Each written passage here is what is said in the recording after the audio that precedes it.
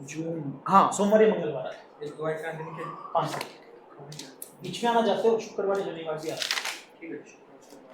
नमस्कार, तस्वीरें आपको इस समय नागरिक अस्पताल से दिखाई जा रही है। आज नागरिक अस्पताल में जो दंत चिकित्सक हैं डॉक्टर पंकज कंबोज, उन्होंने एक सफल ऑपरेशन किया है। एक गाल में एक महिला के रसोली बन गई थी और कई सालों से जो है वो इलाज के लिए भटक रही थी। और ऐसे में जब पता लगा कि इंद्री नागरिक अस्पताल में डॉक्टर पंकज कंबोज हैं, वो उनसे मिली और फिर इलाज जो उनका शुरू हुआ, क्या कारण थे, कैसे रसोली बनी और क्या कैसे सफल ऑपरेशन रहा, ये सब आज इस समय जानने का प्रयास करेंगे। डॉक्टर बातचीत इस ऑपरेशन को लेकर के एक बार कर लेते हैं।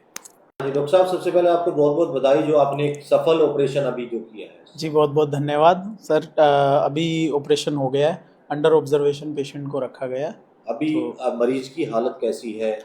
मरीज पूरी तरह से स्वस्थ है और ऑपरेशन भी अच्छा हुआ है, कोई किसी तरह की कोई दिक्कत नहीं आई। तो ये रसोली की अगर बात करें तो कहाँ पर थी मरीज को और कैसे इस ऑपरेशन को सफल किया गया? देखिए रसोली जो थी, महिला मरीज हमारे पास आई थी अभी पिछले हफ्ते।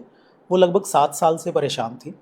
इसमें रसोली जो थी लेफ़्ट साइड चीक रीजन यानी गाल में थी, बाएं तरफ के गाल में, और वो टाइम के साथ बढ़ रही थी। तो एक तो उनके चेहरे की तरफ बनावट जो है वो ख़राब हो गई, चेहरे पे सोजिश आ गई लेफ़्ट साइड की तरफ से। साथ ही उनको थोड़ा मानसिक रूप से भी वो परेशान हो रही थी कि आखिर क्या बन रहा है अंदर। कई जगह उन्होंने दिखाया भी है, लेकिन किसी जगह उनको इलाज जो है वो बताया नहीं गया। यही बताया गया कि बड़े अस्पताल में जाइए, किसी बड़े इंस्टीट्यूट में जाइए। तो पिछले हफ्ते हमारे पास आए हैं, मैंने अच्छे से पूरा चेकअप करके और सारे जो टेस्ट हैं हमारे, वो टेस्ट वगैरह करा के आज ऑपरेशन के लिए बुलाया गया था। मैं दिखाना चाहूँगा, हमारे पास MRI है इन पेशेंट का।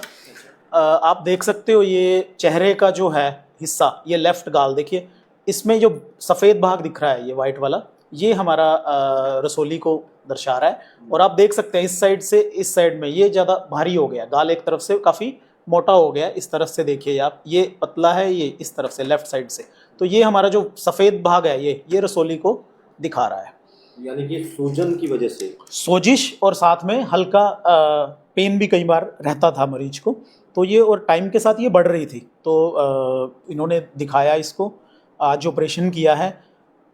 ऑपरेशन में कुछ चुनौती हमें इसलिए भी आई क्योंकि महिला मरीज है, उम्र कम है, तो यंग फीमेल पेशेंट में हम चेहरे पे बाहर से चीरा नहीं लगाना चाहते, तो मुंह के अंदर से ऑपरेशन करना पड़ा। मुंह के अंदर से करने में थोड़ा स्पेस कम होता है हमारे पास। दूसरा, वाइटल स्ट्रक्चर्स आते हैं, ब्लड वेसल्स और नर्व्स आती हैं, ताकि किसी नर्व की अगर कोई इंजरी हो जाए तो चेहरे पे विकृति आ सकती है बाद में, या अगर ब्लड वेसल को इंजरी हो तो ब्लीडिंग ज़्यादा हो सकती है।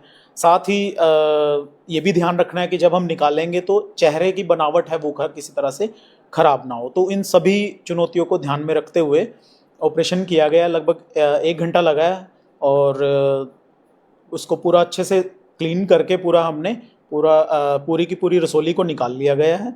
बाद में टाँके लगाकर बंद कर दिया गया है। अंडर ऑब्जर्वेशन पेशेंट को रखा गया है और जो रसोली निकली है वो देखने में जो हमें लग रहा है, या तो सैलिवरी ग्लैंड ट्यूमर हो सकता है, जो थूक की ग्रंथि होती है उसका छोटा ट्यूमर हो सकता है, या फिर मांस की रसोली यानी लाइपोमा हो सकता है।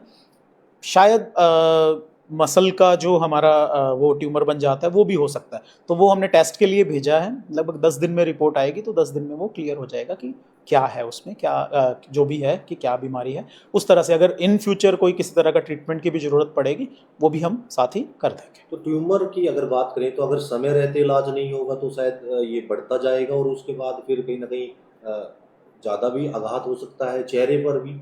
बिल्कुल, जैसे अब ये महिला मरीज थे, 7 साल से ये खुद परेशान थे। टाइम के साथ इनका एक तरफ का चेहरा जो काफ़ी ज़्यादा बढ़ गया था। कुछ केसेस में बढ़ते बढ़ते रसोली अपने साथ वाइटल स्ट्रक्चर्स ले लेती है।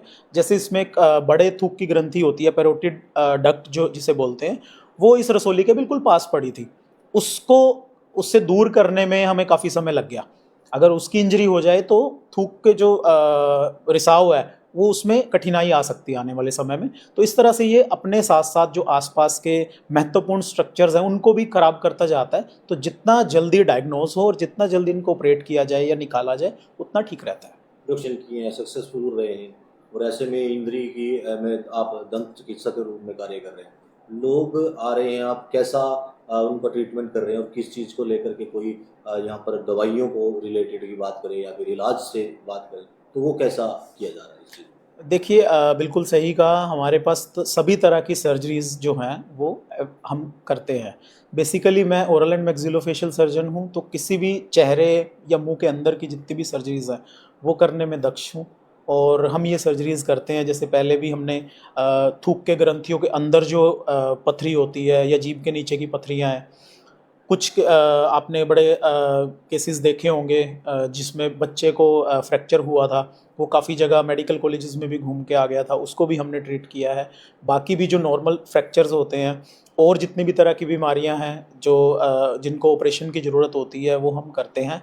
साथ में अक्कल जाट वाले और जो छोटी रसोलियां हैं, दांतों के नीचे रसोलियां बन जाती हैं, उनका तो काफ़ी ज़्यादा मतलब वो है, हफ्ते में 3 या 4-5 सर्जरीज़ इस तरह की होती ही हैं हमारे यहाँ, इस टाइप वाली।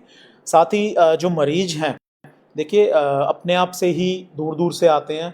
आसपास के जितने भी डिस्ट्रिक्ट हैं हमारे, जैसे यमुनानगर है, कुरुक्षेत्र है, और करनाल के भी, कैथल जींद से भी हमारे पास मरीज आते हैं। निकटवर्ती लाडवा, बबैन, यहाँ से भी बहुत पेशेंट आता है हमारे पास। साथ ही काफ़ी मरीज हमारे निकटवर्ती प्रदेश यानी यूपी की तरफ से भी दिखाने आते हैं, शामली से और मुजफ्फरनगर वाली साइड से। तो सब जगह से मरीज आते हैं।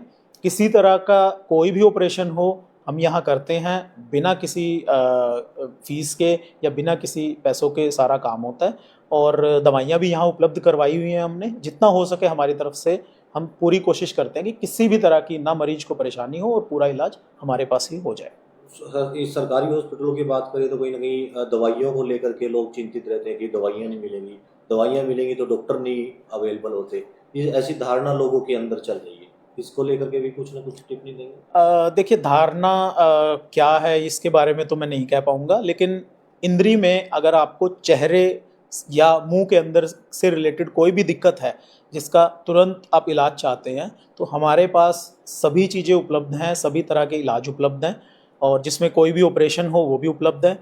जो बाकी दांतों से रिलेटेड चीज़ें हैं, जैसे फिलिंग्स हैं, दांत निकालना है, अक्कल जाड़ की सर्जरीज़ हैं, या हमारी रसोलियों की सर्जरीज़ हैं, फ्रैक्चर से रिलेटेड जो भी दिक्कतें हैं, कुछ केसेस में हमारे पास जो वेरुकस कार्सिनोमा होता है, एक तरह का कैंसर है, उसके भी पेशेंट्स आए थे, हमने उनको भी ट्रीट किया है। तो जितनी भी ऑपरेशंस हैं वो हमारे पास अवेलेबल हैं। तो धारणा को छोड़िए, आप अपना इलाज कराइए यहाँ पर, यहाँ सभी तरह की हमारे पास सुविधाएं उपलब्ध हैं।